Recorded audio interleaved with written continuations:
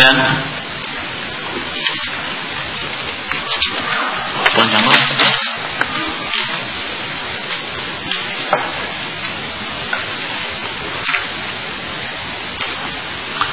Di dalam menerangkan kebatilan dan kesesatan seseorang, apakah boleh kita menerangkannya secara global?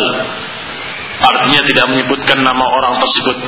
Hal ini dilakukan dalam rangka marhalatud da'wah atau maslahatud da'wah, mengingat orang ini adalah seorang yang berpengaruh, sehingga kalau seketika itu kita menyebut nama dia secara terang-terangan, dikhawatirkan orang-orang awam akan lari dari kita sebelum kita menyampaikan dan memahamkan kepada mereka dakwah tauhid.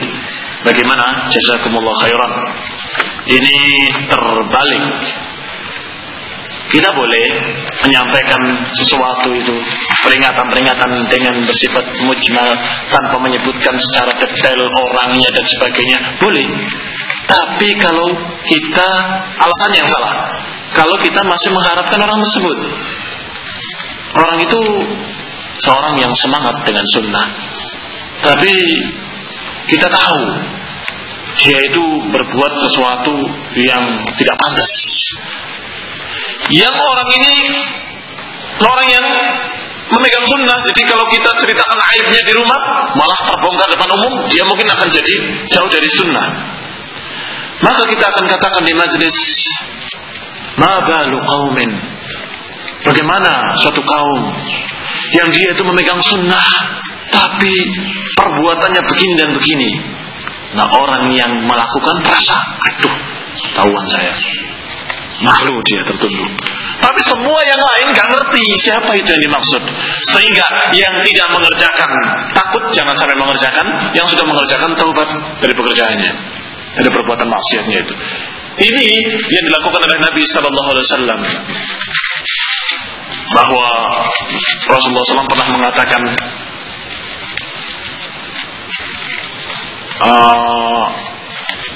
sayang, katanya, seorang yang dia biasa bangun malam kemudian berhenti. Seorang sahabat yang merasa begitu berhenti, resah dia. Rasulullah menegur dengan tidak menyebutkan namanya.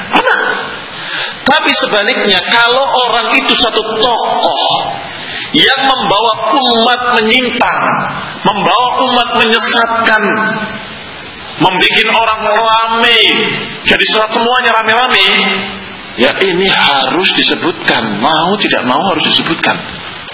Nah, orang tertipu terus, kamu bicara tentang Musa, ada orang yang mengatakan Utsman dikatakan ta'assub, innalillah, rame-rame kur, innalillah, astagfirullahaladzim, sampai Nabi Musa dikatakan muta'assib, Utsman bin Affan dikatakan nepotis. Bayangkan, la ilaha illallah, jahatnya orang itu ya. Semuanya nerima. Tapi ketika dia baca buku Sayyid Qutb, dia tidak merasa sama sekali. Walaupun dia melihat, membaca, mencela Nabi Utsman bin Affan, dia akan mengatakan, wah, kritis sekali Sayyid Qutb ya, kritis walaupun terhadap Nabi, walaupun terhadap sahabat, kritis dia. Yang salah disalahkan, Masya Allah. Beda, kacamatanya itu beda dengan kamu. Kamu menganggap itu adalah penyimpangan, mereka para pengagumnya mengatakan, tadi yang dibahas siapa? Oh, itu orang lain, bukan Sayyid Qutb itu yang dimaksud. Sayyid Qutb orang baik kok, mujahid dakwah, digantung loh matinya. Masa mati digantung itu orang jahat? Oh, jadi kalau mati digantung bukan orang jahat?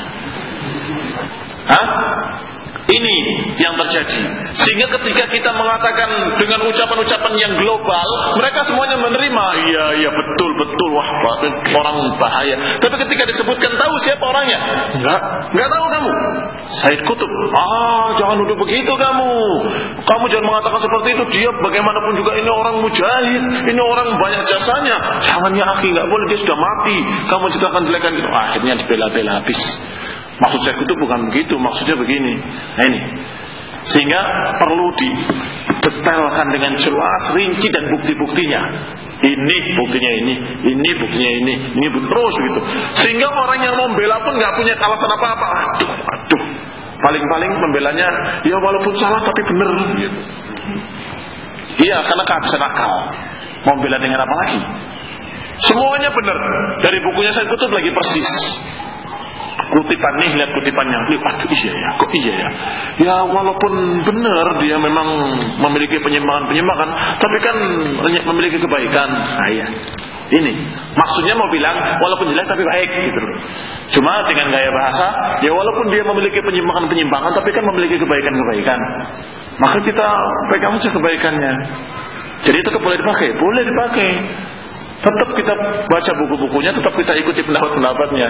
Ya hanya tetap sesat bersama Sayyid Qutb. Nah, kecuali kalau kamu sedang bertahap dalam dakwah. Bertahap dalam dakwah itu begini. Kamu melihat ini orang bahaya, menyimpang. Tapi kita mau menerangkan kepada orang-orang yang awam ini, mereka tidak kenal manhaj salaf, tidak kenal manhaj Ahlussunnah, dan kenalnya orang ini tokoh kiai ulama. Ya susah kamu sebelum kamu memberikan kaidah-kaidahnya. Sehingga bukan membantah secara mujmal, bukan, tapi menerangkan kaidah-kaidah, terangkan kepada masyarakat ini pentingnya sunnah, wajibnya berpegang sunnah, wajibnya kita memahami itu dengan pemahaman salaf, sampai mereka sama-sama paham. Baru sudah mereka ngerti wajibnya berpegang dengan sunnah, wajibnya bertauhid, wajibnya kembali pada pemahaman salaf. Kemudian baru kamu kita katakan ini Ustaz ini tidak kembali pemahaman siapa itu? Coba tanyakan. Mereka sudah mulai paham kan?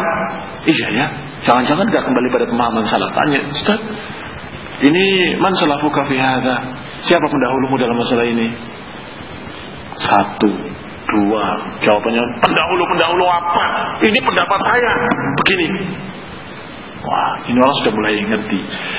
Baru ketika itu kamu kerjakan apa yang kamu ucapkan tadi, yang kamu niatkan tadi, yaitu mentahdir orang ini.